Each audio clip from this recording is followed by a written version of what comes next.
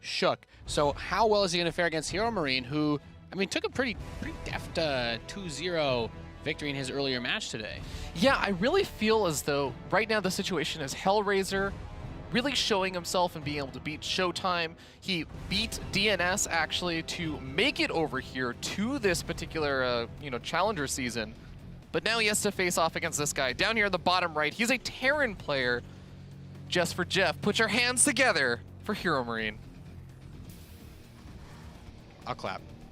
I clapped in my head. I hope someone on the internet out there watching in Twitch, hope you guys clapped. His opponent in the northwest position, the red Protoss player who defeated Showtime to get here. He is Hellraiser. I won't tell you to clap though. You guys can make your own choices. It's okay. You can snap. That's a trendy thing to do in coffee houses. You could do like the golf clap. You could like tap your foot to the beat of him building workers. I don't know. There's lots of different ways to show that you appreciate. Do something appropriate to the place you're at. What's the weirdest place you've watched StarCraft at? The weirdest place I've watched StarCraft? That you can say on stream. I don't know. I mean, I've had planes where the Wi-Fi is good enough. I used to watch Beyond Snipe Avalov all the time. Those were the good old days. Oh yeah, on the planes. Yeah. I actually got to watch IEM Pyeongchang from an airplane. Nice. Yeah. Nice. Sometimes it works. Sometimes it doesn't. As we see, Hellraiser. It's probably a player you guys don't see too much. Ukrainian Protoss player. He's been having himself a little bit of a ball as he's the man to beat in this group. We know HeRoMaRinE. We've seen him a lot. He's done very well, of course. Everybody remembers he had that really good WCS Circuit Summer Championship in 2016. I always think back to that match. He was the only guy who thought to build Hellions versus True, and then he stopped building Hellions and True won the tournament. So that's quite a way to remember him. But yeah, you know, Hellraiser is a really cool one because I feel like there's always that question of who are going to be the next up-and-coming players, who's the new generation of StarCraft players in both Europe and North America. And Hellraiser is one of those players that I think only really began playing in around 2015, 2016. So he is, in a sense, one of the newer players on the scene, even if he's been here for a couple of years now.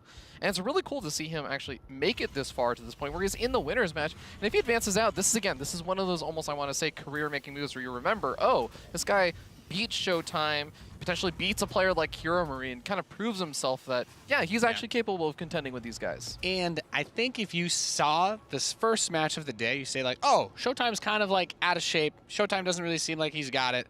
But then you watch the game that we just saw, and you're like, well, the loser of this best of 3 has to face Showtime. And you might be thinking to yourself, seems like he's warming up a little bit.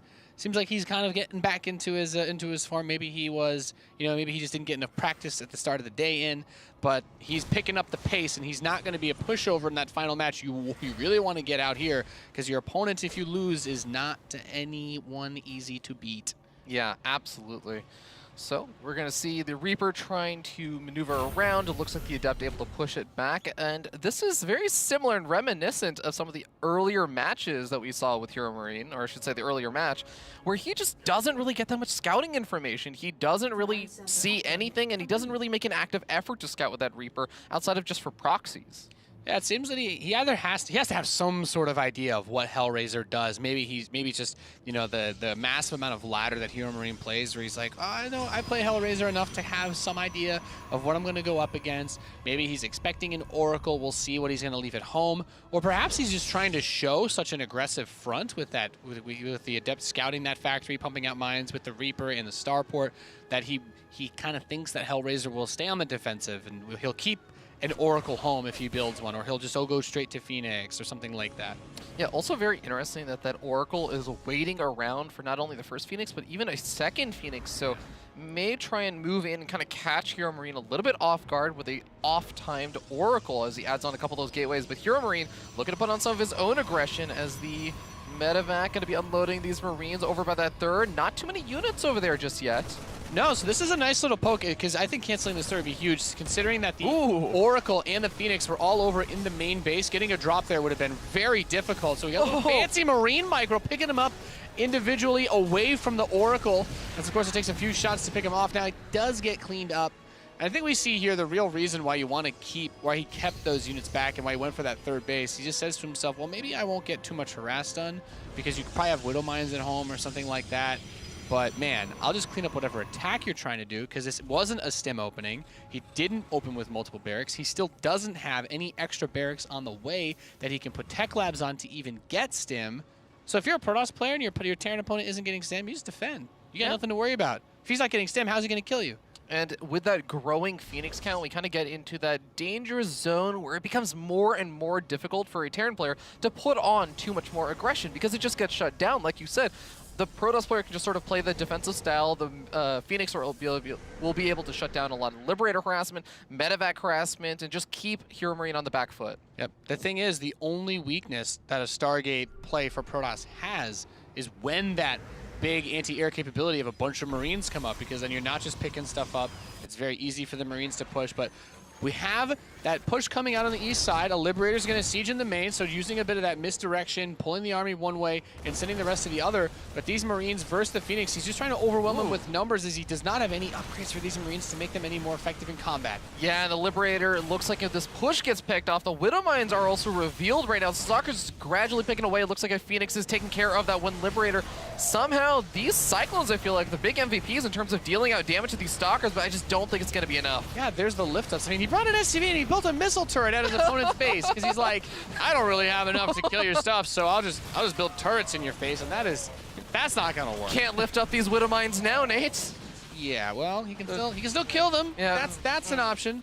This attack really doesn't do a whole lot. He does get the Liberator siege on the natural, so the biggest part of all of this was really that the Liberator just got better harassed. But if you look at what is available, you have a 3-base Protoss, who, yeah, he took some worker losses, but he can produce his probes again very quickly. And now you have our boy Gabe here, our HeRoMaRINE. He's got a bunch of barracks coming in. He's starting his tech labs, and Stim is going to start at 7 minutes. Oh, that's not exactly a super fun place for a Terran player to be. Especially when Charge is about to finish. So with Charge coming in and +1 armor for Hellraiser, like you're not fighting with slow Marines against Charge Zealots. Yeah, this is going to be really, really difficult for him to make work in the mid-game. I mean, we actually saw with the earlier series where HeRoMaRINE is playing that TVP, and he was very far behind on the upgrades there as well. But he was still able to make things work, just kind of narrowly and barely with overwhelming units. The problem is I don't think he's going to have that same economic advantage he had in that other TVP, so that kind of solution isn't going to work nearly as well. Yeah, it gets so weird, right? He's going very heavy on Marines. We're not seeing the Marauders come out here, and it kind of shows that he's keeping in mind with the tanks that he's building. Maybe is that a way to like deter any of the ranged-based play? But he wants the Marines. Maybe he's expecting a lot of Zealots to come out here. And of course, we still see that Phoenix are still being made. So you do need a pretty high Marine count to vaporize this type of army composition that Hellraiser is going for. And naturally, the follow-up for him is going to be to get the Templar Archives, because when you're playing against a bunch of Marines, they're really small, they clump up, and Storm is so strong versus that composition. Yeah, I also really quickly want to note that because it was not only the earlier Medevac that got picked off by the Phoenix in that attack, the Liberators were also made afterwards that got picked off. These are the only 2 Medevacs out on the field right now, Nate. Even if there was Stim, which we're still a bit of a ways away from that, weirdly, he can't heal up his units. Weirdly, this delayed build kind of works out. I mean, they time out together, but there's still the problem that you don't have either of them possibly in time for this push out. Yeah, it's a scary spot to be in. I mean, HeRoMaRINE still has had the opportunity to do everything he's wanted to do this game. But now Hellraiser is saying, and this is really dangerous because Stim is still just barely not done.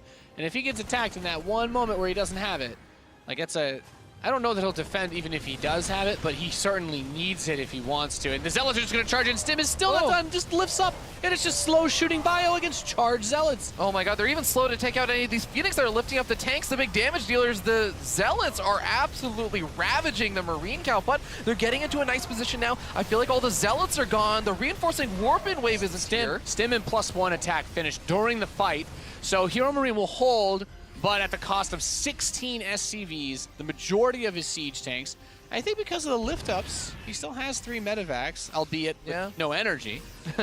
Yeah, I mean, at least they will eventually get up to energy. And That's so scary. 5 more second delay on stem could have cost him the game right there. It would have been really, really bad for, I think, Hellraiser in that situation. And 5 less seconds might have made him save half of his workers at that pace. Yeah, I think he might have even, Hellraiser may have even been able to power through completely there, but it's worth noting that Hellraiser, he went for that big attack. He didn't have his tech on the way behind this, so yeah, he's getting his 4th now, he's getting his robotics bay, now he's getting up +2 weapons now, but in a lot of ways, I feel like he probably wanted to get even more than he did done there, and I'm a little bit concerned for Hellraiser that HeRoMaRiNE's just got a really scary force still, and he's adding on ghosts. I find the +2 attack questionable only because that Robotech is so late, as you mentioned, that 4th base is canceled, and if he can attack before there's a lot of Colossi, you know, those Zealots are very strong, but they really get their value. That this sort of army gets a lot of value out of having the armor upgrade advantage versus Terran, which he is not going to have. So he's saying, I'm going to defend with a lot of Blink Stalkers until Colossi come out, and those are going to deal with the Marines. But until that point, this is a dangerous army. You have a couple Liberators to support and a lot of Ghosts. So you can't, I mean, Zealots are going to be terrible. You don't have an upgrade advantage, and he has Ghosts. Oh boy, that's a huge warp in on the other side of the map of Zealots trying to go into that natural at the same time. The engagement is going to be forced out over here. And he's the Sentries and the Immortals. Oh, and it looks like that Colossus is getting caught off guard by a couple of the bio, but it's going to barely be able to win out that fight. Maybe the rest of the Gateway unit's not able to do quite as much, though. Yeah, and we have it focused on the pylon that's powering those shield batteries as the Liberators siege up once more on that 3rd base. Now, 20 SCVs have fallen behind this, but I do believe he got that Colossus. He's targeting the robotics facility. Liberator is going to try to help defend and clean up the worker situation back home. If Hellraiser defends this, he's going to have a huge... Well, actually, okay, now the probes are starting to die, so I was going to say he almost would have had that huge worker advantage. Yeah, but it looks like the bio is gradually able to make more and more damage happen as he picks off Stalker after Stalker. I just think the units aren't there. HeRoMaRiNE taking HeRoMaRiNE really utilizing a ton. You know, just from my immediate response seeing that is when he goes to that big barracks transition, we don't see a more typical sort of, I'm going to build a bunch of Marines and Marauders. And he's basically saying, well, you know, Marauders just aren't what they used to be. I'd rather just build Marines until you get something else and then go into Ghosts. And I think that had a huge impact on this game because his Marine count was grossly high. We saw that in the last match that he played as well, where he's just like, I'm just going to build a lot of Marines and go straight to Ghosts, skip the Marauders. Like, having a few of them is nice, but I really like seeing that as a Terran because by being able to put himself in that position, especially right as the Colossus transition was trying to hit, the Colossus was off on the left by itself, only a handful of units spread out to kill it. And that Stalker ball, like, no, Marines will wreck it. It was the most vulnerable position there that was possible for Hellraiser, and HeRoMaRiNE was able to capitalize on it perfectly. That was just really really good identification of the exact timing of where Hellraiser was at, and also just really good adaptation in how he said, okay, I took a lot of damage here, but this is also where I can get the damage done. So he waits for his upgrades and is able to push. Yeah, really nice Marine Ghost play, +2 attack in situations like that.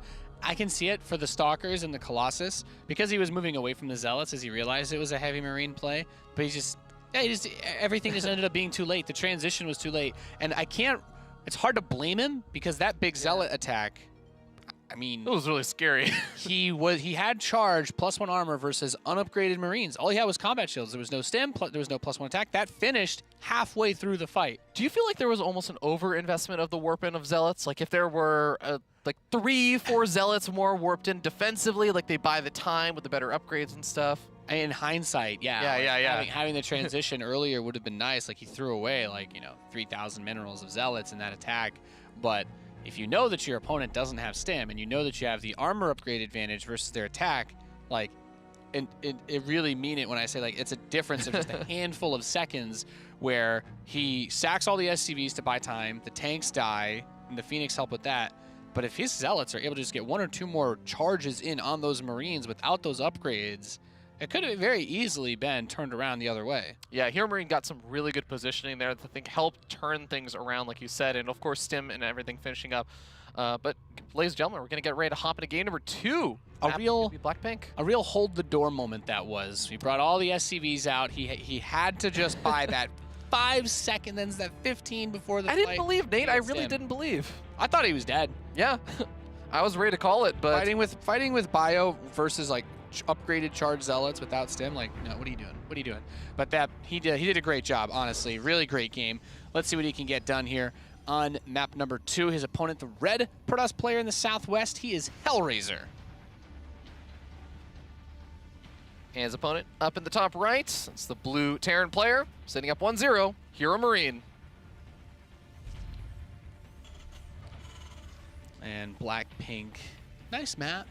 I like it. You have the Reaper scouting option on this map that you didn't have on Acid Plant, so if you want to use that cliff to get a little bit of side scouting action, that is possible. But he's going to go gas first. First thing I think that's worth noting for HeRoMaRinE, as this could lead into some sort of aggressive one-base factory play, or just at least like a really fast mine drop is something that you sometimes see. Or it could just be like one of those Reaper into straight reactor with the factory. Maybe we'll see him go for like that Reaper, a couple Hellion build again. Yeah, gonna wait to see what HeRoMaRinE decides to do with that extra gas or how he's gonna use it. It's also worth noting that we should really pay attention to how Hellraiser wants to scout, because he has been going for some of the pretty typical gateway probe scouts, or maybe just sometimes a little bit after the cybernetics core. He's not scouting just yet. Looks like he's gonna rally this probe out to go for that scouting information eventually, but if you get your way in there with the probe, sometimes things can just, it gets a little bit scary, because you're like, okay, what are you planning to do with this gas? Especially if you don't see the factory, you're like, is the factory proxied? Are you planning to proxy a starport behind this eventually with a second gas? Like, there's a lot of questions that start popping up. Yeah, I mean, the gas first Reaper expand, and that's what he's going to do. It just gives you a little bit more gas. So that's mostly going to be for your follow-up, just so that you're saying, I don't want to do the early Marine thing. I just want to get the Reaper, get the factory, get the reactor as fast as possible. So you want to have that Reaper out on the map. And since there's no probe, he doesn't have to worry about like the probe like running in while he's trying to swap or anything. So I think this is also the first game today, not even in the series, just today, that HeRoMaRinE has actually gone for the early SCV scout and gotten to his opponent's side of the map and said, okay, cool, I've seen your early buildings, I've confirmed that you're here, and he saw the early adept as well. So I guess HeRoMaRinE may be a little bit more concerned about some potential shenanigans this game, and I'm not sure. Yeah, depending on how he wants to do this, because he's already taken the second gas, to keep in mind. Depending on how he wants to do this, with what units he gets out of that factory with the reactor, if he does actually move it there, he could still just build 2 Marines at a time, get a Cyclone, and, you know, Starport. My mind's still focused on that Hellion game that he had on the Hellion opening he used on Catalyst earlier, and it is just going to be 1 Hellion and 2 Marines with the Starport. But those early units can do a great job. Like just that, even that Hellion in like these single unit situations with the support of a Marine or 2 can do a lot. Yeah. SCV's hiding inside the command center now. Yeah, I also like that HeRoMaRinE just said, okay, look, you might pick off an SCV or 2. That's going to suck, but I want to make sure this command center finishes up on time. So he pulled 3 SCVs down to the low ground to make sure that as soon as the adept picks off anything, command center just immediately gets started back up. Stalker pressure is kind of nice. You can just chip away at your opponent, but it looks like he's eventually just going to end up backing out. It's nice to get the adept, because that's what's going to throw the shade to go up your ramp and scout. The Stalker can't really make that same sort of play, even though it is more expensive. The adept, like if you just look at that ramp, he didn't actually have it fully walled off, his main base ramp. So if the adept stayed alive, he could have just thrown it in and be like, all right, well, there's a starport, there's the factory. He already knows there's a factory because he saw the Hellion, which should mean that there's a starport, but he doesn't. He didn't see the starport, right? So theoretically, it could have been proxied. It could have been something weird. Oh, okay, he saw a building. He barely caught a building. Yeah. Right. That's a big scout then. Okay, well, we got our first medevac popping on out. We got a handful of Marines. They're going to load up and get across the map to see if they can get some damage done. There is going to be a siege tank popping out behind this with a tech lab on that factory. Reaper sees the Stalkers moving out. Ooh, if the Stalkers are out of position, this can get awkward, but oh, this is even more awkward. War Prism and the medevac scouting each other, but there's no Stalkers here. Okay, he's not going to dive on top of it. And HeRoMaRinE realizing, he's like, well, I don't want to have most of my army supply on the other side of the map while there's a prism in my base, because he knows, you know, in this, you don't really want to go for these early like trades as a Terran anymore, because that recall is so good. If the Protoss comes up and uses that prism to kill the tank and a few of your SCVs, as soon as your Marines get to the mineral line, he's just going to recall back home and clean up. So really nice play, or nice call by HeRoMaRinE. He doesn't take too much damage from this attack. Yeah, worth noting, there's still no 3rd and 4th gas geysers over here for Hellraiser, who's taking a lot of damage to just the Hellion and the Reaper. There's only a single Stalker over here. 7 workers. Hold the freaking phone right now, Nathaniel. This should not have happened with just 2 units. That's a huge amount of damage to get done, considering that he had to send the drop back. And you mentioned something interesting. The probes are being taken off the gas in the main as well, while this Stalker drop harass continues, as that Warp Prism is just getting some work done. So it feels like, I don't know if this will work anymore, considering, because he's had to build even more probes as he's been adding these gates, that he wants to try and do one of these really fast charge Zealot attacks. But I don't know how much wind he'll have in his sails if he pushes like this with no gas income. Yeah, this gets really weird, but there is one kind of saving grace, is that HeRoMaRiNE's moving out into the middle of the map, and if there's one place you want to engage versus siege tanks, it is in the middle of the map, unsieged. This is potentially the best case situation in some ways for Hellraiser, but if he doesn't actually engage with the army, if he just kind of goes in and tries to do this harassment, he may not even get the opportunity to get those big warp ins. Yeah, this gets really weird. The Stalkers are getting grabbed inside the main. Two of them do get picked off as he's looking over that way. But here's the Zealots. Oh, finish the third. Ooh, that's a juicy pick-off if he doesn't cancel it. But he just sends the Zealots into the main. The Siege Tank's not going to have a tremendous time against these because the Stalkers are coming in too. And there's the big attack from HeRoMaRiNE, but there are a lot of charged Zealots. This is the composition that he was pushing towards. Now, he did force Hellraiser to start mining gas again because he needs to build Stalkers to deal with the Liberator harass. Oh man, and 16 workers worth of damage done is pretty substantial. HeRoMaRiNE falling down to 34. Funny enough, not that much further behind his opponent. Warp Prism not going to get picked off over here as another massive warp in gets put in. A siege tank doing its work with the safety of those SCVs kind of tanking for it, but it's still your economy is tanking for it. It's absolutely brutal. Zealots do 8 damage on contact when they finish a charge, so that first burst damage makes it only a handful of swipes for them to pick off these SCVs or these Marines, and that is what makes this build so deadly, since you are so early on, you do not have stim, they close the distance so fast, and HeRoMaRiNE, you can do all the fancy micro you want. You've got 15 SCVs and dwindling from this point forward. Yeah, and this really just goes to show you that Hellraiser, he looked like he may have been in a bit of a weird spot going for the big attack because he does take the game, but he just kind of shows that, yeah, you know what, I lost a few workers, but I still have enough. 36 workers is still enough to get in, maybe not the full 7 or 8 gateways worth of Zealots, but you warp in like 6 Zealots at a time, and it still works pretty damn well. MVP most valuable Prism. The Stalker harass was amazing. He got the Zealots out of it that harassed the natural. They prevented the third from being worked on. He prevented the drop from going across the map because that was also going to cause problems. And I don't even think the drop being stopped was as bad as the Reaper and Hellion in terms of what they did. Yeah. Because I do think that HeRoMaRiNE had to bring something back, because just one tank versus a Prism and those Stalkers hurts. But just that Stalker micro where he's like, I'm going to keep everything that you have is just going to be running around your main. He's constantly pulling SCVs, pulling them back, and that makes it so much easier for those Zealots to do what they do, because you don't want to attack the Protoss player who's doing that either. The move out across the map with that army, if you know your opponent is going for that, I'm not mining gas, I've got like 5 or 6 warp gates pumping out charged Zealots early on, you don't want to attack into that. Yeah, it's never a good time. Yeah. But, okay, that does mean we go to our final match of this series, at least. Yeah. It's going to be on Game 3, Neon Violet Square, to decide who is going to move out to the playoffs. Big, fun map. You got gold bases, you have big rush distance, lots of airspace, and, of course, pocket bases. If there's a map to do something a little bit cheeky, I like this map for it. This is probably my favorite map of the pool. This is a pretty fun map. I mean, it's also, it lives up to the name. It's got a bunch of the Neon Violet squares. Yep. Yeah. Oh yeah, they mess with pathing of units. Yeah. Let me tell you, as a guy who likes to build lots of siege tanks, you know, we need to get that square paved. Yeah, always leads into a couple of fun times. I feel like at least in my experience, it's less common to see in PvT that the engagements end up happening like over by the Violet Squares. Like when you think of the Violet Squares, you think about like Zerg versus Terran and like a big mech army pushing into the 4th base of a Zerg or something.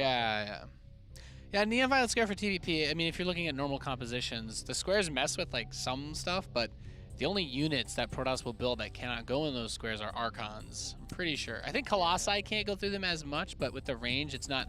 Like, they can still shoot into them and kind of across them well enough, but... I feel like I've seen some nice, especially when you end up seeing, say, a Terran player, they get the Planetary Fortress at the gold, they set that up, yeah, they have the Liberator set up. That's when it gets really weird, because you're like, okay, I don't want to engage into the Planetary. You're dancing around where the rocks are by the other pocket base, or the low ground base. It's really uncomfortable in that situation, so a lot of different opportunities. Where the engagements happen is going to be very important. There's also, of course, that tucked away in 3rd base, or natural expansion, however you decide to take it. So a lot of different options on this map. I'm a fan of it also. The winner of this map is going to advance on to the playoff bracket for WCS Challenger Europe. It's Hellraiser versus HeRoMaRinE. We're on Neon Violet Square to finish up this best of 3. The loser of this series faces off against Showtime, who is waiting in the decider match. But here we are. Let's kick it off in the top left. We have the blue Terran player. He is HeRoMaRinE. And his opponent spawning in the bottom right is the red Protoss player, Hellraiser. Hellraiser putting up a good show. He had a great series against Showtime. I mean, he Shrek'd him. It was awesome to watch, especially the favorite player get handled in that way. Still think game 1 was a bit of Showtime's misplay, but that game 2 on Eastwatch was just so good to see out of Hellraiser, and now he's taking it to HeRoMaRinE. That build has popped up a few times. It's one of those like new-ish ones. The Zealot's been like pretty strong since Legacy of the Void came out in terms of like that buff it got to charge, but now we're seeing this become a little more common when people do those big Zealot charge rushes where they just stop mining gas. It's just so difficult, I think, for the Terran player to actually hold on in those situations if they don't see it coming, and it's also pretty difficult for someone like HeRoMaRinE who, outside of maybe like the early Reaper Scout, or like I want to say it's almost like a mid-game Reaper Scout a lot of time in the previous games, and that last game was just an SCV Scout. HeRoMaRinE doesn't really prioritize scouting, I feel like, that much. So it was a really good build to use versus someone like him. Yeah, if you're not playing versus a lot of buyout, the Zealots are going to be great. They're going to wreck the tanks. They can push through Liberators if there's not a lot of them. And, of course, unstimmed Marines. That's not the first. That build is not as new as some people think it is, though. I remember, I think it was like a year and a half or 2 years ago, Haas was actually doing that versus Zergs. Yep. He was the first person that I saw. He basically just rushed charge in a robo facility so that he could get the prism, and then that was it. No more gas. There actually used to be a Wings of Liberty build where you did the same thing on one base. Off of 3 gateways. I remember that. I mean, the Wings of Liberty was a different era. Is that when you build 2 supply depots and you're Gucci, Oh man, do you remember the supply drop all-in? It was like really great all-in. Well, it was before they added the destructible rocks. So you built your barracks and your first depot because it was a full wall at the bottom of your own ramp, and then you proxy the other barracks and you supply dropped, and that was it. Yeah, for those who are wondering what we're talking about, school. It's one of these old school things where you say, well, I'm going to supply drop because it's a super fast, no-cost supply depot that allows me to get up just enough units to kill my opponent. Yeah, the handful of workers you would have at the start would be enough to power those 3X anyway. But looking at the setup that we have here, it's going to be a Stargate opening out of our Protoss. With the size of this map and the amount of airspace available, I like it. I like it a lot. Oracle can get work done, but since it's so big, having Phoenix for some drop coverage can help a lot as well. Reaper Grenade's going to keep him alive versus this Adept. Yeah, I think he's gotten a little bit unlucky with those Reaper Grenades a couple of times versus the Adept. I feel like he's lost the Reaper quite a few times to just knocking the Adept further into the Reaper, which is always a little bit funny when it happens, but he keeps it alive this time. And that's going to be really nice because even if there is a kind of impromptu wall up here from Hellraiser, which by the way there won't be because Pylon is so far back, that does mean that the Hellions and the Reaper can still move in and get some potential damage done. Yeah, he's going up to 4 Hellions, by the way, so we have the extra ones that are about to finish. Don't think, he built another rack, so I'm like, I don't think he's going to go for 6 Hellions. That would be... At that point, you're asking yourself some weird questions. He has Stem on the way behind this, but you want to get the Marine count up, especially since he doesn't know this yet, but we've seen that the Phoenix production has started. He has the Oracle out as well. So this is one of those situations where keeping that Oracle at home is very big because it looks basically just like the same build that he went up against on Catalyst, except this time there's no wall around those Adepts. Okay, and now these Hellions going to have to retreat back as the Phoenix can easily lift up any of these units, wait for the Adepts to catch up and try and take out the Hellion. The Oracle was still had its battery on. So. Yeah, for those who don't know, even if you're not attacking with that Oracle, you end up spending energy on it. You never turned it off, so the Oracle didn't really get to attack much, but it is out of energy, so if the Hellions come back, that could be a potential option. It doesn't look like that's what's going to go down, though. Yeah, I mean, nice job with this one Hellion. It's kept the Phoenix all the way back at home. Even if there were going to be some more Phoenix made, it looks like he's actually just stopping at 2 for now. He might add on... Okay, there's the third one. Yeah, I was going to say, might just be adding on a couple extra gateways before he adds on the third Phoenix. But overall, it's really still nice. You can still shut down some of those drops. You can pick off an SCV here or there. Just get some scouting information on your opponent. But it's really about the fact that the third base has not gotten started for HeRoMaRinE just yet. That does have me thinking.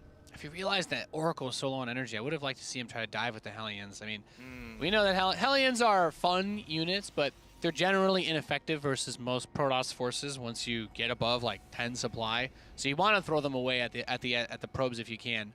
Or at least in this situation, I can see some value out of scouting the perimeters of the map for hidden pylons and whatnot, since it is such a huge map. But there we go, +1 armor, charge, robotics facility. We're already seeing him lean back towards us. He's just not thinking about air units because he has a bunch of Phoenix on the map already. Yeah, doesn't really have to worry about it. With all of these gateways in the third base, I feel like he's going to be really well set up in about 2 minutes. But up until that point, there is going to be an opportunity for HeRoMaRinE, who's still sitting on those 2 bases, still just pumping out more and more of these bioforces, as well as getting up combat shields. I think he knows that he needs to hit his timing at some point during those 2 minutes. And we're seeing him do what we saw him do earlier, which is he has a double reactor on the barracks. So he's not thinking about Marauders. He wants to pump out lots of Marines. Of course, he knows it was a Stargate opening based on the way that this game began. And he should be expecting Zealots, because that's really what Hellraiser has been throwing at him. And it has worked a little bit so far. But that third base is going to be a huge contentious point. He's funneling everything towards the natural.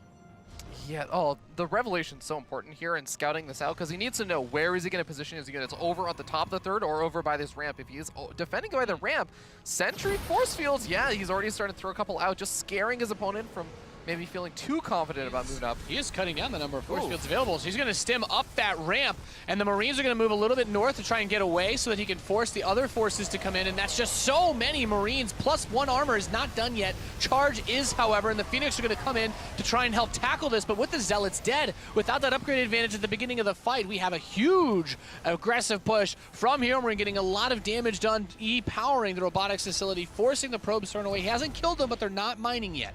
Yeah, and remember that those Phoenix may still be alive, but they were so low. I guess they just didn't want to engage without the actual tanking buffer, but are they really going to try and do it over here? I think they're just trying to buy some space, buy some time, but he loses 1 Phoenix in the process, finally gets the Zealot Warp in, but now reinforcements are arriving.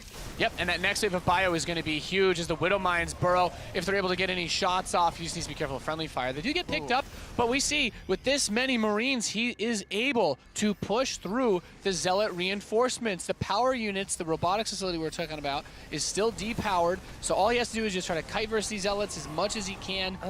They do have that upgrade advantage, so they're going to take a lot better trades here, and maybe HeRoMaRinE overextending a little bit. Yeah, it looks like he's going to have to back up to the safety of the Widow Mines. Widow Mine! Oh, gets the Zealots. That's actually a great shot. No friendly fire on that one. That allows him to clean up the remaining wave. But I think we're going to see this. This is the ebb and flow, right? Another 5 Zealots are going to get warped in. He has his Sentry still here. And adding a couple of Stalkers to the mix to get some more ranged firepower.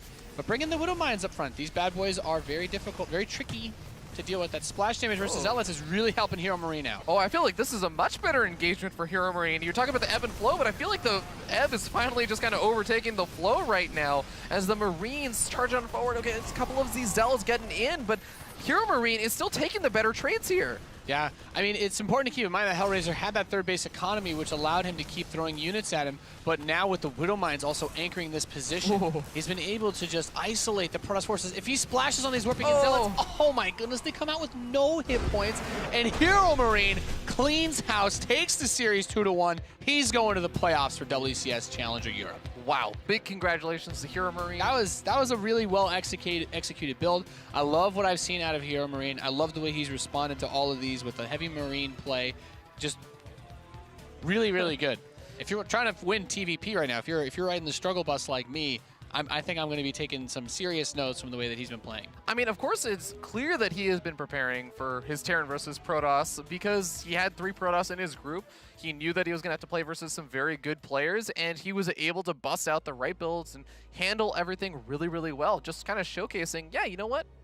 Even if a lot of Terran players right now, it feels like, are struggling a little bit to figure out how exactly to handle the TVP matchup, HeRoMaRiNE's kind of given a bit of a guiding light right now. So yeah, and this sets us up for a very interesting final match of our first group here for WCS Challenger Europe. It's going to be the rematch. We're going to have Showtime go up against Hellraiser again. First match of the day, last match of the day. Yeah. Or for Well, Europe, at yeah. least. Don't worry. We got NA coming up after. Oh, trust me, I would not leave this place without getting to cover my NA boys. But all right, guys, that match will be coming up in just a little bit. Please don't go anywhere. You're watching WCS EU Challenger.